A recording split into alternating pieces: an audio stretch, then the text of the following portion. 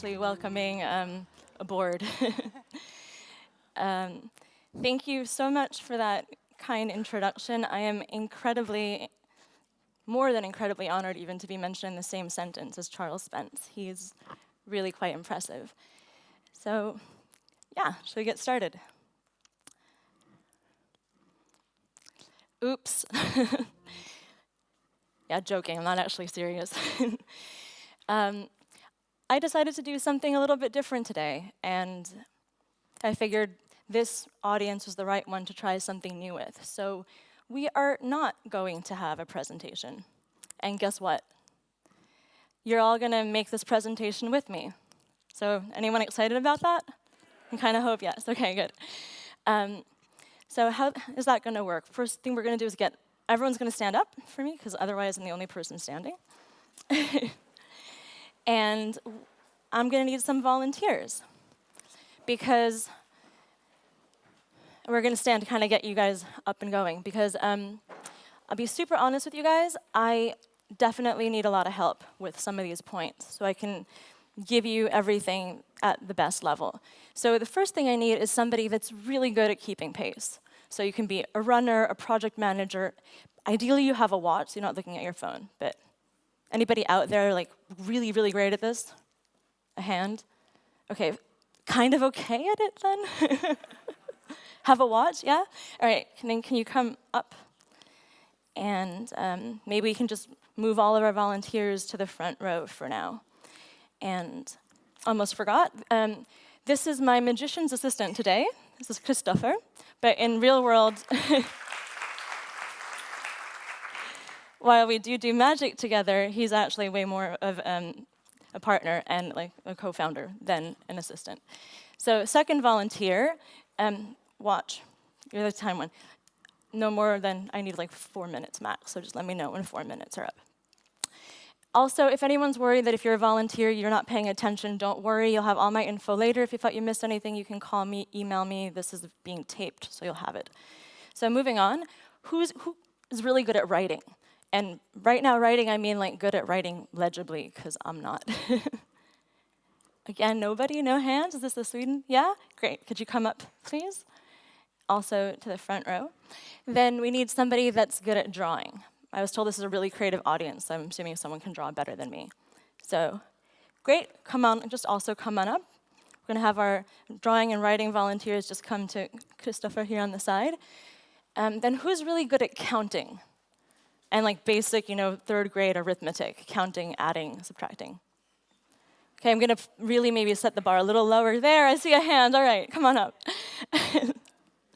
And then, and maybe if you can just join my time volunteer here. And what was your name? Jenny. Our time volunteer is Jenny. What? Mikko.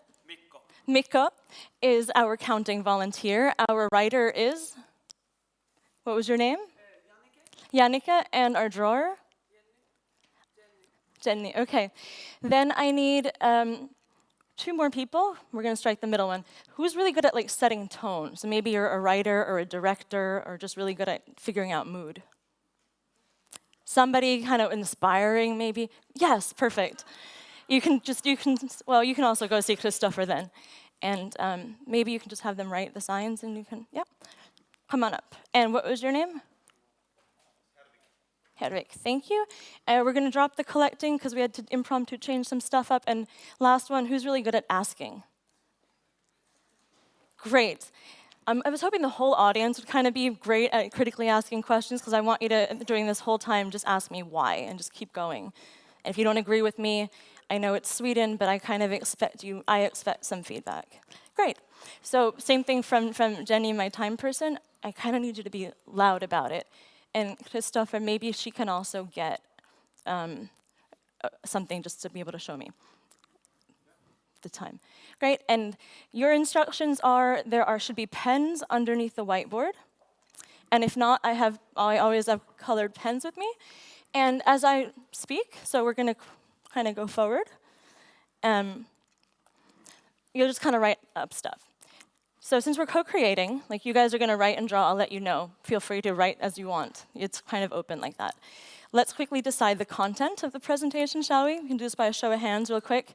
Do you want more? I know I'm replacing a really brilliant neuroscientist, so I don't know if you guys want more science stuff or more fun play stuff, tools that you can actually use in your design creations, or some crazy future ideas. So show of hands for lots of science stuff.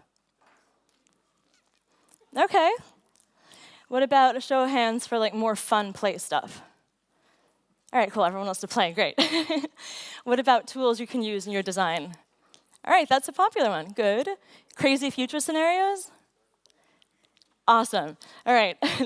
I also really love science, so there's a little more love on science side on my end than on your end. But shall we get started? The tone keeper, actually, so his job is to keep me on track, because when I talk a lot about science, I get really serious and forget to smile and then look really scary. And then I start to sound like a valley girl, and then I just sound really dumb. So he's going to keep me in track on the right kind of, this is the tone that you want to set for the presentation. So maybe you could sit right next to my time person so I can see you. And feel free to give him input, because that's what this is about. Great, so let's turn off the tech.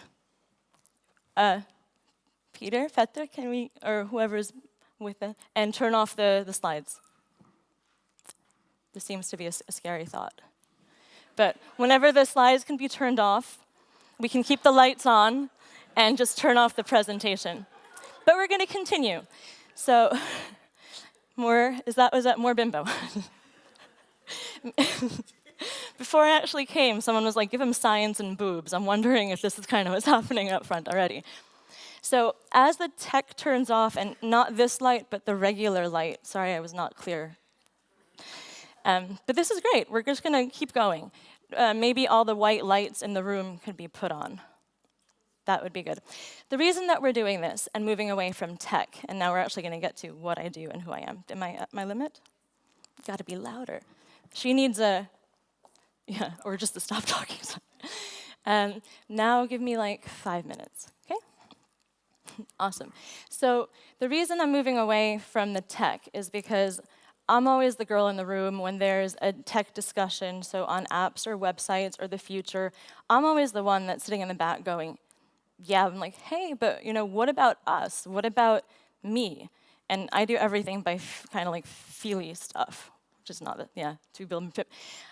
The feely stuff, which we're going to get to really quick, is actually all sorts of science-based. So it has a lot to do with how we perceive, how we make decisions, what our brain chemistry looks like, and actually our physiology. But in all of these discussions of future, people rarely talk about those things, the things that we feel. And specifically, I'm talking about sensory things. So I'm talking about light. We just had a nice little display of that. I'm talking about sound. I'm talking about smell. I'm talking about taste, touch. I also actually add movement and position to those. And so what the next, hopefully, 4 minutes are going to be about are going to be how the science of this works and how do we actually incorporate the sensory things into design. And the company that Christopher and I are working on today, we're working on a design methodology to actually help designers and policymakers incorporate these aspects into all sorts of design and policy to actually improve well-being and performance. Does that sound like magic yet? No? But it should. So the way that works is the science, thank you, is that, perfect, we can move this around. So you guys can actually sit down now. I didn't even notice I still have you standing. You can keep standing, though, if you want. Great. Perfect, actually, by accident, transition. So anyone read that article that came out recently that said that sitting is actually worse than smoking? It was by the director, James Levine of the Mayo Clinic. You guys are familiar with it? Show of hands, because there's a little too much light. Perfect, so you guys know that. So one of the really easy things that you can do to help you perform better is not sit too long. That's good because it's good for your health, so if you're healthy, you perform better. But it also helps you focus. So let's talk about focus. Another reason why I had everybody stand up. The way that the neuroscience of attention works is that we're designed to focus on things that are new. All of our senses are. So back in the day when we were running and hunting and gathering berries and stuff, we used all of our senses to identify prey, to identify food, to identify a potential mate. So this is what our senses tell us. They communicate in with us to help us survive. And survival is essentially danger, food, thank you, can we do next 5? Danger, food, and procreation. I actually would need this a little bit more this way so I can hold on to that. And while the world communicates all of that information to us, thanks so much, we actually do the same thing out to the world. We do that with how we look physically. So I'm wearing sneakers half on purpose, kind of to keep it a little bit more relaxed, but also because if I were wearing heels, it would be super loud on the wooden floor, and the acoustics are so fantastic here, but it would be hard for you to hear me. And then, so visual aesthetics are really important in how things are perceived, but you guys know that. We have our voices, we have our gestures. We actually also have scent. So scent can be something that we put on us, or it can be something that, there's articles about stress sweat smells very much differently than regular sweat. So if you're really stressed, you're emitting a scent that lets people know that you're stressed, which then ups the fight or flight response. So automatically, you being stressed stresses everyone out. So the best way to not have shit hit the fan is just to kind of calm down. And there's some recent research also saying that there's a happy scent. So you could actually be making people happy just by being happy. And people pick that up through your smell. How am I looking on time? Sweet. So I could probably go on for hours and days and weeks, and Christopher knows about how I can go on about science. I'm going to cut it short until I get another more science sign for now. And if you're worried about that and want a lot more information, there's everything you can get it on PubMed, you can Google sensory science, there's a ton. And I even have in my computer, probably about 400 or some journal articles. So if you want something, email me, I can give you information, or ask me science questions if you have them. And we're going to be launching a video series starting early next year with some more science stuff, so you can check that out. Moving on to, well, the light experiment was already done, so maybe I won't do that one. Unless do you guys want the experiment? Yes. Okay, then ready for the lights. Left side of the room, starting from about this side. You guys are my left side. So I'm well, maybe it's right for you, but I'm gonna call you left, and I'm gonna call you right. So everybody close your eyes, and when I say call your side to open your eyes. All right, everyone's eyes closed? Ready for the light 1.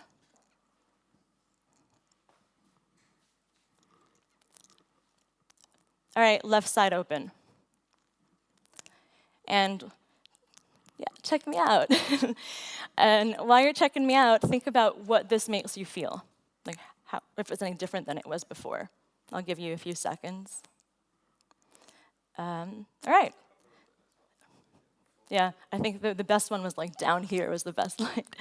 All right, eyes closed again. We'll move on to the next light. Sweet. Right-hand side, open your eyes. And kind of same thing. Check me out in this light, see what you think, see how it makes you feel, if it's any different than you felt about me before. Stand here, I'll move down, so how the light changes at a lower level. It's one of those things about light. All right, great. Now everyone can open their eyes. This way the left-hand side can also see this other experience. And maybe we can switch right back to the first light really quick. And this was nope. This was the left-hand experience, and we can get the lights back on. The important part I forgot to mention was remember what you first thought. So left-hand side, how did you feel when you saw the green light? Did it feel any different than this? Any words come to mind? Yeah. Sick? Sorry, did my writer write these words down? Sorry? Sick. Any other words? He said sick. Sick and? Disney villain. Nice. I'm the evil queen. Sick and Disney villain. Thank you for that. Really sweet. Disney World. Disney. What did anybody else from Green? Star Trek. Okay, we get it. All right, guys, I got it. I was green. What about the right-hand side? What did you guys think? Emotional. Anything else? Valentine's Day, awesome. Inaccessible. I don't know if that has to do with the light, though. I get that a lot.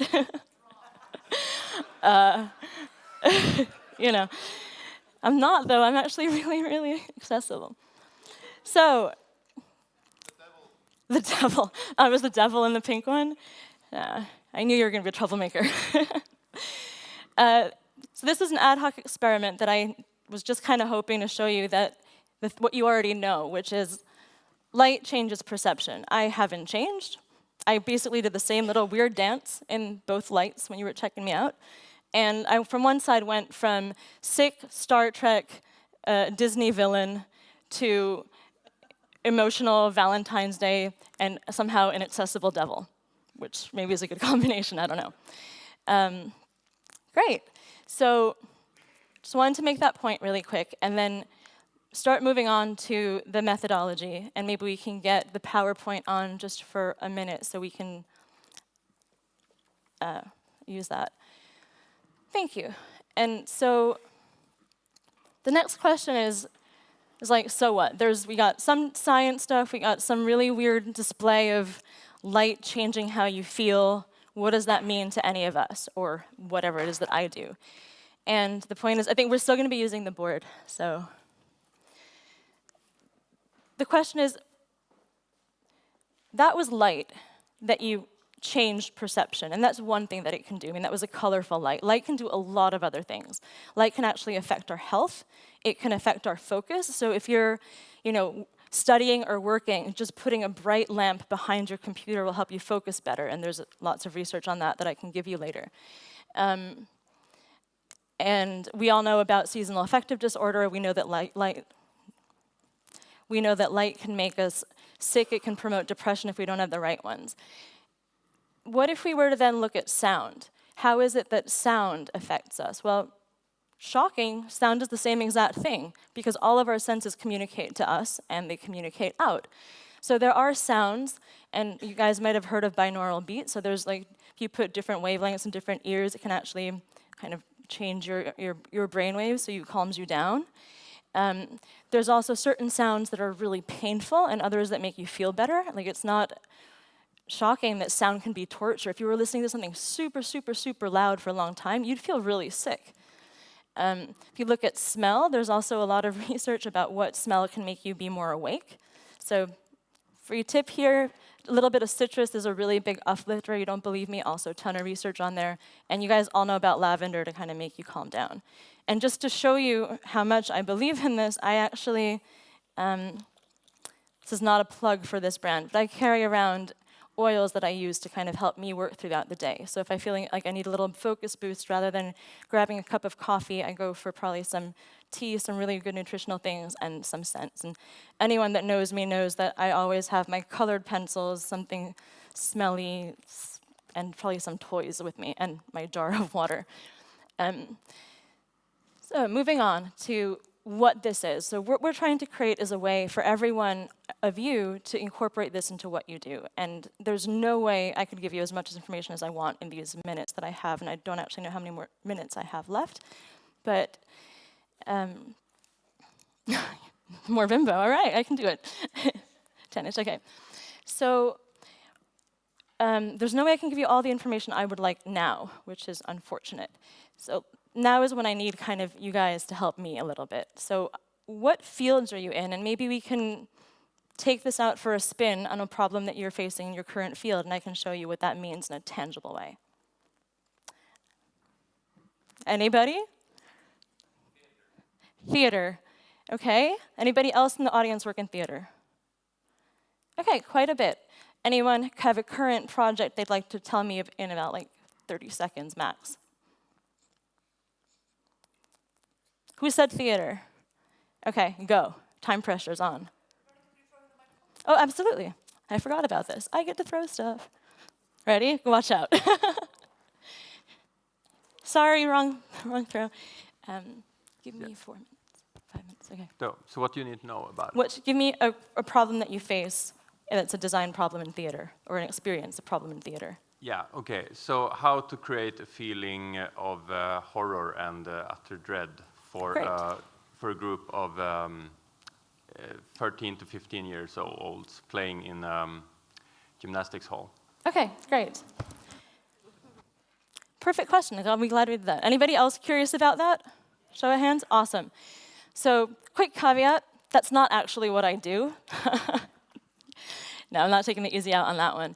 But so the way that what we do is we look at not using these things to manipulate or sell stuff that people don't need. We actually believe in using what we're calling sensory design to help us perform better and feel better. But to answer your question, how do you actually work around dread? So the way that that works for me and for you guys after we have this done, and also quick side note, this is a mega beta version of our prototype. We're just starting. We're only opening it for this group. You guys are going to have a link to download it later, and you'll all be invited to our beta users. So things will likely change, and it's kind of a draft. First question is, okay, what is the setting? So what is your user coming in? How does he get there? What is happening before the theater or before the feeling of fear? What happens during that's happening and what happens after? And the reason that that's important is because you want to, everything that we do, or that Christopher and I do, is about emotion, and which breaks down into your your neural brain chemistry and your physiology. And your entire day affects how you feel and what progresses it. So what does your user do before feeling scared? What's happening? Sorry, box. Watch out. Again, the short throw. Yeah, in this case, they're probably in class before. In class? Yeah, and then they're brought to the gymnastics hall by the teacher. Maybe they have a lunch break before. Okay, I'm gonna take it back. Maybe I need a thrower. Want to be my thrower? Great. So they had a lunch break. So the setting, perfect. Had a lunch break, then they come to the theater after. Go on to emotion. What's the emotion during class? You have it, you have the box, so answer. Go for it, Philippe. What emotion would you have during class? Like right now, you're probably terrified because I'm making you answer. So we've accomplished horror and fear already. Anxious. Yeah. Anxious? Maybe Thanks. want to goof off. Sorry? Maybe you want to goof off because they're not in class. So Yeah, so before, while they were in situation. class, Yeah. they were anxious. They were bored. Maybe we're just going to call things out. During their lunch break, they're going to want to goof off. So the question is, what does that mean? And how do you translate that into the senses? So before we get into what that means, we look at what other senses are present. So to design for light, sound, and smell, you really have to look at what the temperature, airflow, size, these are really complex things that I don't have any time to explain right now. But there's a lot of physical aspects of the senses that you need to design for them and to change them. But then there's also senses in a room that can affect how it works. So a simple example, if they were like already freaked out and stressed, then they're going to be freaking other people out because they're going to smell like stress, which is great for your problem because then you're increasing the horror. And if you have that level, right, then you can go into, what other senses could make that happen. So you have the feelings that they have and the feelings that you want to achieve over here. And then you can ask yourself, how do we break that down? And then you can look at it from, we didn't write all the different senses, but you can look at what sound can inflict horror. And that can be really loud, really shrill, and there's a lot of research on that. Actually, Professor Charles Spence has some really great information on that if you check out his work. So you can actually find types of sounds that are linked to emotion that might be really disturbing. Or you can look at, well, we've got the smell, what light could be creepy? And this you don't need, you can be creative. What's creepy with light? Shadows are creepy, maybe dark light. And if you start to layer your senses, how am I looking on time? Okay, if you start to layer your senses, it's a hypothesis that I have that you'll actually create a much stronger emotion. And I say hypothesis because the science and the medicine is not there yet. Professor Spence's laboratory at Oxford is doing some really interesting work on cross-modal research. So they're pushing the barrier on this, but we don't know what will happen. This isn't a hypothesis I have. But the way that it works is, I'm assuming that if you throw all things together, it'll impact the brain as in an accumulated way. That doesn't necessarily have to be the case. So I just wanted to put that out there, that this is yet to be proven. I'm just kind of going to go through. Maybe I can do one quick more toss the box to somebody that has a different field. Come on, guys. Do we need to stand up again? What's going on? Sorry, we're doing a game? A game? A game. Great. So like an app game or Yep. like a, perfect. That's really interesting. So one of the things that's, so we can walk through this. Why doesn't everybody stand up for a little bit with me? Thanks, because I didn't get to do the experiment the way that I wanted to. And the interesting thing about the game is that what are you doing before? What's the setting before?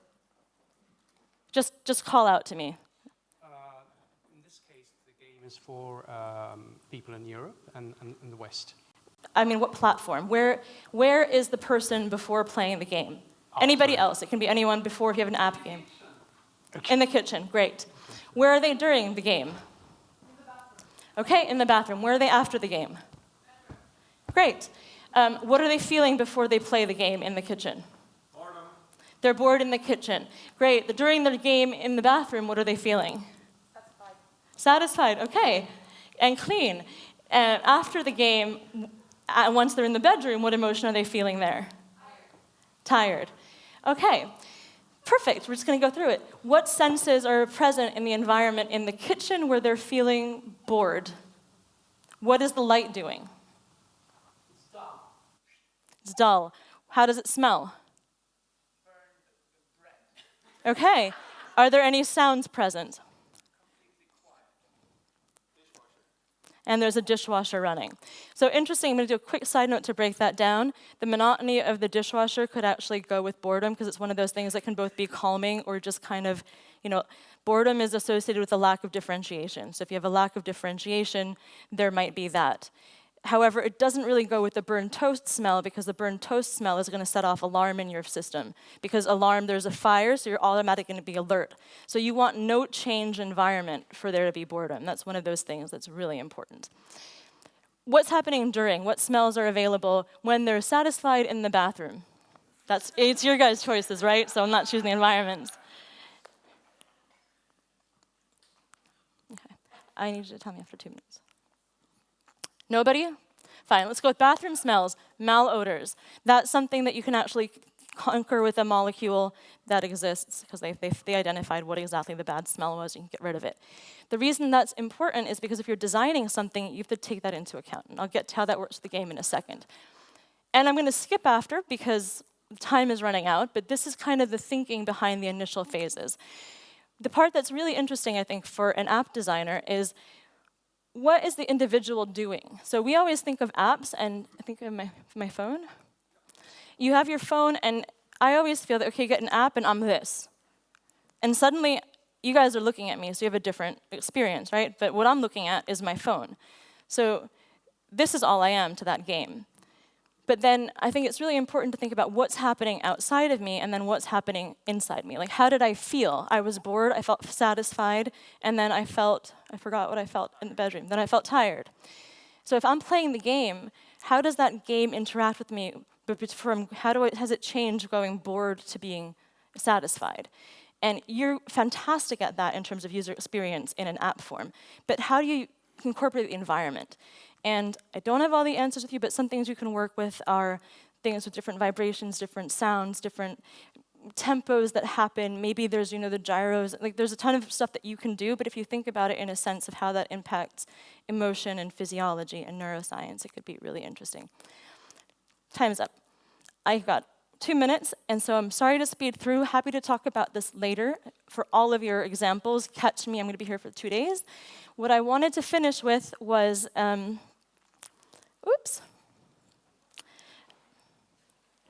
that we have, the website is www.nakedscent.com. Feel free to join us for our beta.